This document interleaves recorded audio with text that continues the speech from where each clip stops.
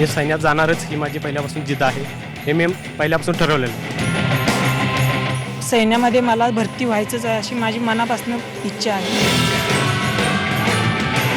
मी सैन्यात जाणारच आणि देशसेवाही करणार. मी सैनिकामध्ये भरती होणार ही माझी जिद्द आहे.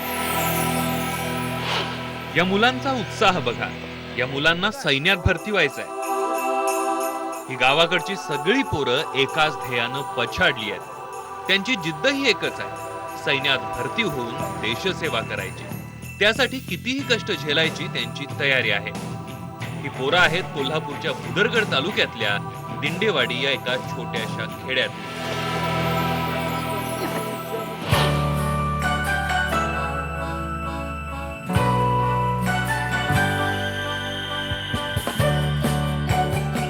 सैन्यात भरती व्हायचं म्हणजे साधं सोपं काम नाहीये. त्यासाठी लागते ती जीवतोड मेहनत. आणि ही मेहनत घ्यायला ही गावाकडची पोरं एका पायावर तयार आहेत.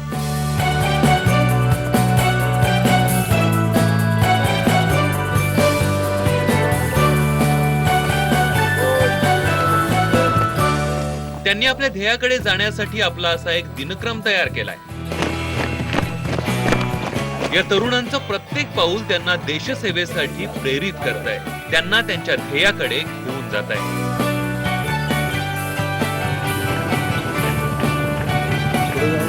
जवळपास 2 ते 5 किलोमीटर रनिंगचा सराव झाल्यानंतर सैन्य भरतीसाठी लागणाऱ्या इतर ऍक्टिव्हिटीजचा सुद्धा जोमानं सराव केला जातोय.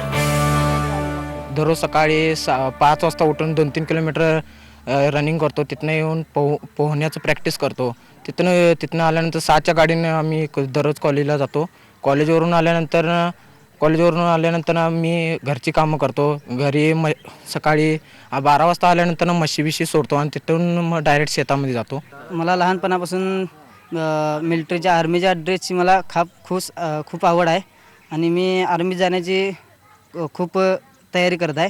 आणि लोक म्हणतात की उंची ह्याची बसणार नाही, काही नाही, परंतु मी आर्मी जाण्याचा प्रयत्न करतोय आणि करणारी आणि अजून करत आहे.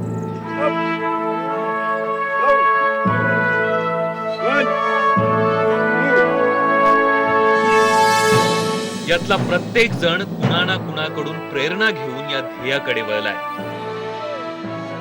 त्यावेळी लहानपणी असताना मी माझा वर्गमित्र प्रदीप रेडेकर, त्याचे वडील सैन्यामध्ये होते. त्यावेळी ते शहीद झाले. तेव्हापासून मला हे करायचं होतं, म्हणजे सैन्यात भरती व्हायचं आहे. त्यासाठी मी भरपूर प्रयत्न करतोय. तेव्हापासून मी ठरवलेलं आहे की मी सैन्य भरतीमध्ये जाणारच. माझे 4ही आजोबा वय काका आर्मीत आहेत. त्यांची प्रेरणा घेऊन मी आर्मीमध्ये जाण्याचा प्रयत्न करीत आहोत.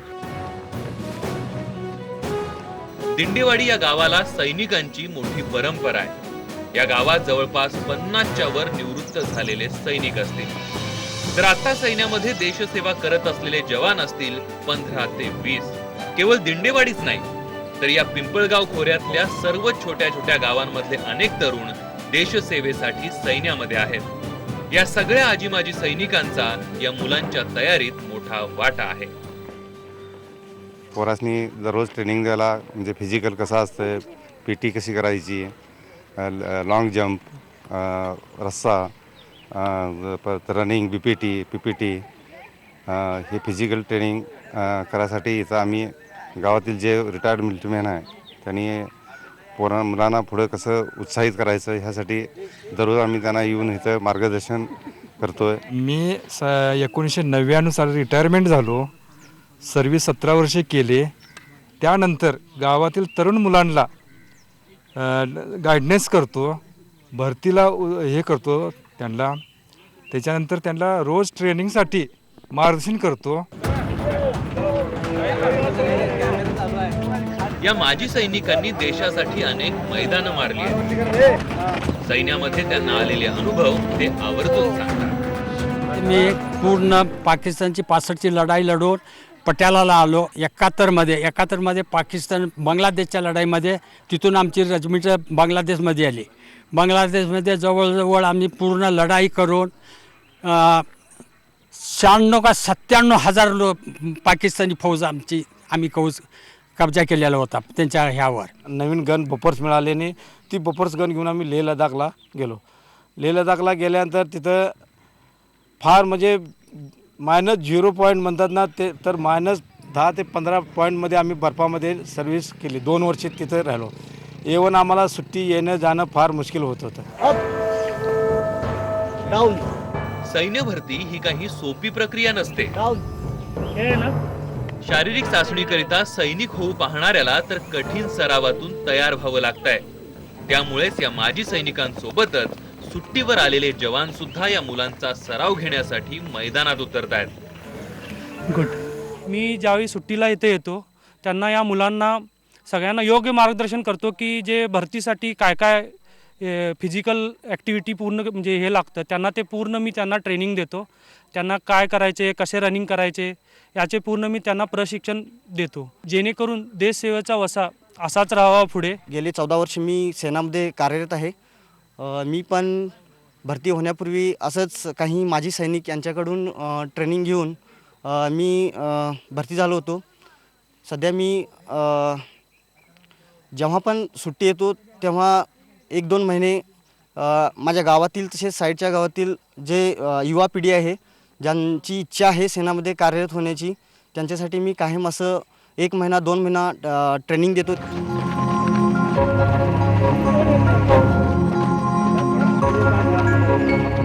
या मुलांची तयारी गावात सगळ्यांना इतकी ऊर्जादायी आणि प्रेरित करणारी आहे की गावातली शाळकरी मुलंही या सरावात सहभागी होत आहेत.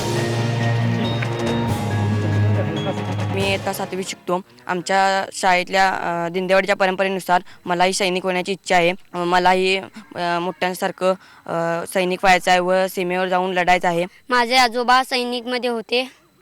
ते गावी आल्यावर वारले. तसेच मला बी सैनिक व्हायची इच्छा आहे. मी सैनिक होणारच. मलाही सैनिक व्हायचं आहे म्हणून मी आत्तापासून मोठ्या पोरांच्या प्रॅक्टिस करतो. तर गावातल्या काही जाणकार तरुणांचीही या मुलांना मदत होते. मला असं दिसून आलं की या गावामध्ये एक सैनिकी परंपरा आहे आणि या गावामधले बरेच तरुण त्यांच्या काळी आर्मीमध्ये भरती झाले आहेत. काहींनी 1965-1972च्या युद्धामध्ये चांगली कामगिरी केली आहे आणि आता आम्ही एक 20-25 जण दररोज सकाळी फिजिकल प्रॅक्टिस करतो. सराव पूर्ण होतो. शरीराला थकवा आलेला, घामानं चिंब झालेल्या या तरुणांना खुणावते मग ही गावातली विहीर. मग सगळे जण स्वतःला या विहिरीत झोकून देतात. दिंडेवाडीतली प्रत्येक वास्तू साक्षी आहे या गावातून देशसेवेसाठी गेलेल्या जवानांच्या बालपणाची. तशीच ही अवखळ उत्साह देणारी विहीर.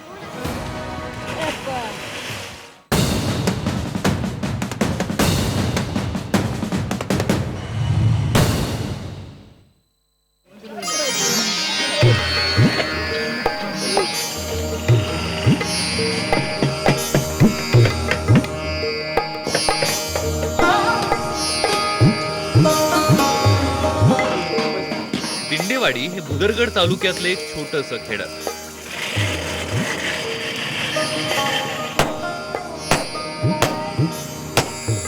पिंपळगाव खोऱ्यात वसलेल्या या गावचा शेती हा मुख्य व्यवसाय.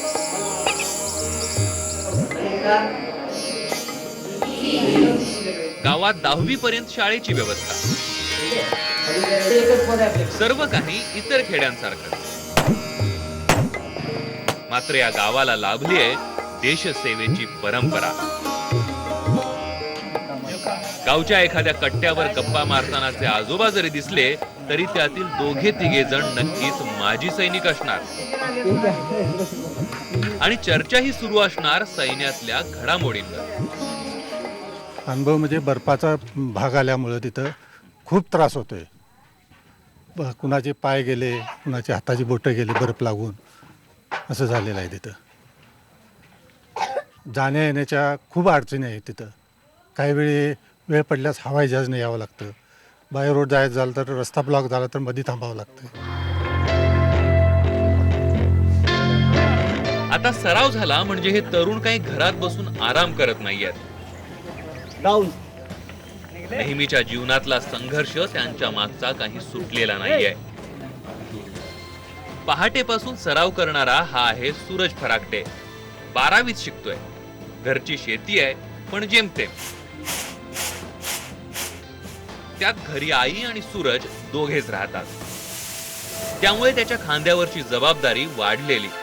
सकाळी सराव करायचा, त्यानंतर घरी येऊन दूध काढायची घाई.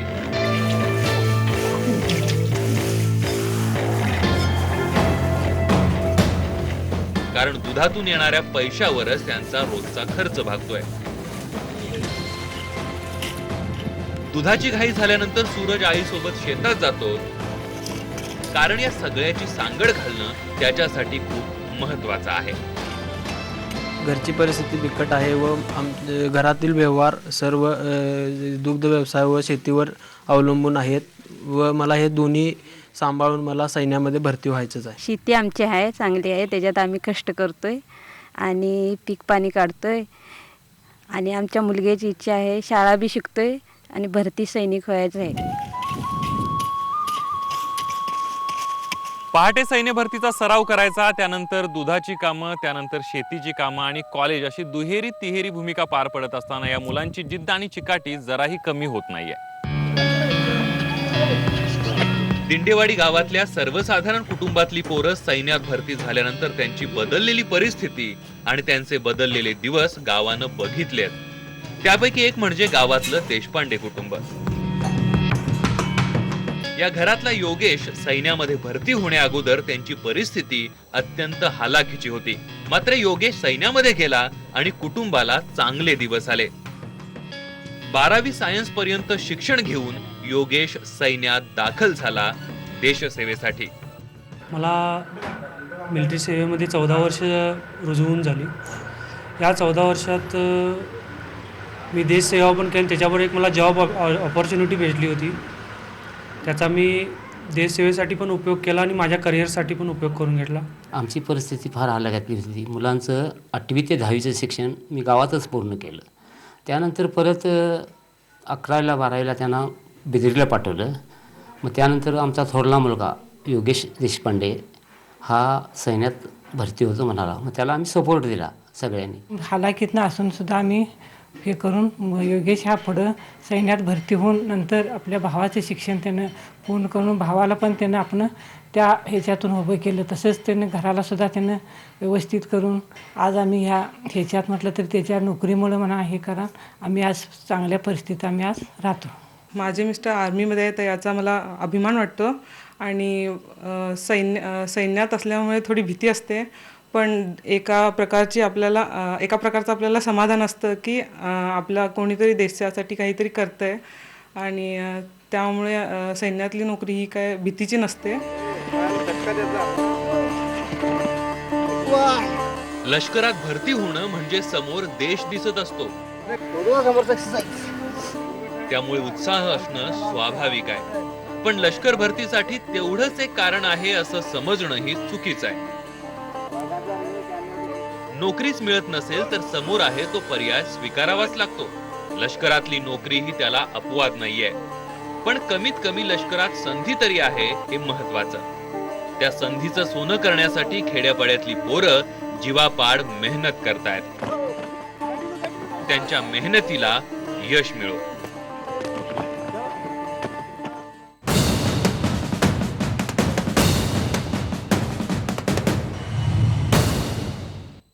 भारतीय भूमी संतांची शूरवीरांची शूर शिपायांची खंड्याने त्यांची धरणी मातेची राखण्या शान.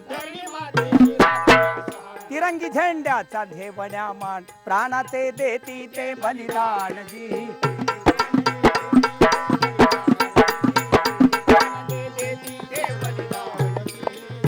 देशसेवेमध्ये पश्चिम महाराष्ट्राचं योगदान नेहमीच मोठं राहिलेलं आहे. या सह्याद्रीच्या खोऱ्यानं देशाला देत असताना काहीही हच्च राखलेलं नाही. अन्नधान्य असो किंवा देशसेवेसाठी दिलेले जवान असू देत. या सगळ्यासोबतच इथल्या शाहिरांनी सुद्धा जनमानसामध्ये देशसेवेचं बीज रोवण्याचा प्रयत्न केला. अशाच एका शाहिराला आज आपण भेटणार आहोत. या शाहिरानं पोवाड्याच्या माध्यमातून लोकांमध्ये इतिहासाबद्दलची स्फूर्ती आणि वर्तमानाचं भान निर्माण करण्याचा प्रयत्न केला आणि या सगळ्या प्रेरणेतून आपल्या दोन्ही मुलांना देशसेवेसाठी सीमेवर पाठवलं. भरदार छातीचा वीर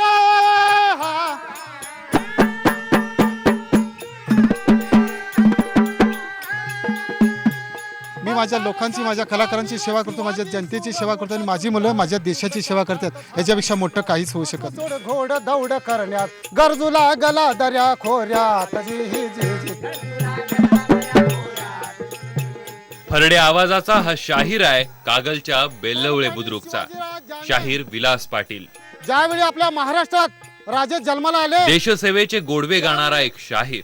आपल्या महाराष्ट्रात शिवशाहिरांनी बेल्लवळ्याच्या शेतकरी कुटुंबातले विलास गावात भजन भारुड करता करता त्यांना शाहिरीची आवड निर्माण झाली. शाहीर हा समाजाचा आरसा असतो. जनजागृती, समाज प्रबोधन हा महाराष्ट्रातल्या शाहिरीचा वारसा आहे. देशसेवेचा वसा घेतलेल्या शाहीर विलास पाटील आणि शाहीर धोंडीराम मगदूम यांनी समाज मनामध्ये देशप्रेमाचं बीज रोवण्याचा प्रयत्न केला. हे विश्वती माझे घर सर्व चराचर मानिती थोर हिंदू मुस्लिम सिख ईसाई म्हणते आम्ही सारे भाई भाई भारत माता आमची आई रजी. शाहीर विलास पाटील एका कार्यक्रमासाठी सैन्याच्या फैजपूर कॅम्पमध्ये गेले. तिथे त्यांनी सैनिकांचं जगणं जवळून पाहिलं आणि ते भारावून गेले. तेव्हाच त्यांनी निर्धार केला की आपल्या मुलांना देशसेवेसाठी सैन्यात पाठवायचं. 2005ला मी फैजाबादला 9 मराठ्यामध्ये शाहिरीच्या प्रोग्रामसाठी गेलो होतो. तिथं गेलो, मला सुंदर वातावरण तिथलं भेटलं आणि मला तिथं असं वाटलं की माझी मुलंसुद्धा देशाच्या सेवेसाठी जावीत, ती भरती व्हावीत आणि ती 2006ला भरती झाली. सैनिकाची आई होणं याच्यापेक्षा दुसरं भाग्य ते काय. माझी मुलं दोघं बी गेल्यावर असं आमचं शेती आम्ही करीत भजन म्हणत असं मालक आमचं शाळेत गाण्यामध्ये चालू केलं. मग तसंच आमच्या घराचं बी जरा प्रगतीच हे असल्यामुळे आम्ही थोडेफार हे केलं.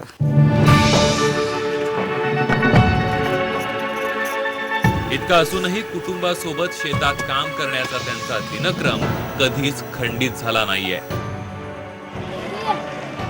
बेल्लवळे बुद्रुक हे समृद्ध गाव आहे. शेतीवाडी, दुग्ध व्यवसाय आणि सहकारामध्ये आघाडीवर आहे. गावात रोजगारही मिळतोय. देशसेवेचा वसा घेतलेल्या या शाहिराचा गावकऱ्यांनाही अभिमान आहे. आपल्या देशाचे संरक्षण करण्यासाठी आपल्या दोन्ही मुलांचं सैन्य भरतीमध्ये योगदान देऊन या भारत देशामध्ये संरक्षण करण्याचे त्यांनी त्याग केला आपल्या मुलांचं हे भरती करून, तर यामध्ये सुद्धा आपल्या गावचा अभिमान आहे. आधी लगीन कारगिलच मग आमुच कराब साचोत. शाहीर पाटील यांचे शब्द निव्वळ कलाकृतीपुरते मर्यादित राहिले नाहीत, तर त्यांनी देशसेवेसाठी आपल्या मुलांनाच पाठवून आपल्या शब्दांचं खऱ्या अर्थानं सोनं केलंय. न बाबा धुच्या माता पित्यास, न बाबा धुच्या माता पित्यास, मातृभूमीच्या आम्ही रक्षणास जी.